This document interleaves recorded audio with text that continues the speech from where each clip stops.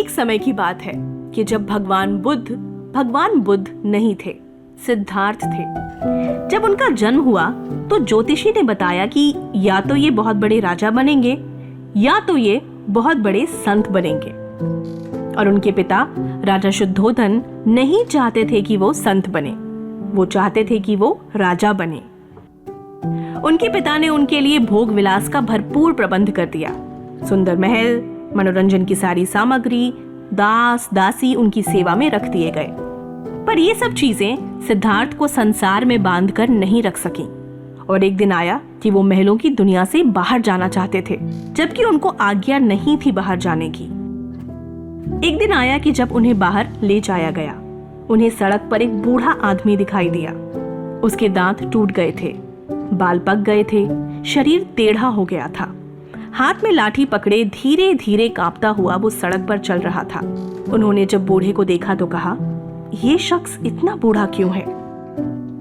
उनके साथ खड़े दूतों ने कहा, सरकार, ये अपनी जिंदगी जी चुका है, जवानी के बाद अब बुढ़ापे की अवस्था में जी रहा है।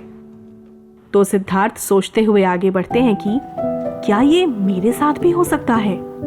दूसरी बार कुमार जब बागीचे की सैर को निकला तो उसकी आंखों के आगे एक रोगी आ गया। उसकी सांस तेजी से चल रही थी, कंधे ढीले पड़ गए थे, बाहें सूख गई थीं, पेट फूल गया था, चेहरा पीला पड़ गया था। दूसरे के सहारे वो बड़ी मुश्किल से चल पा रहा था।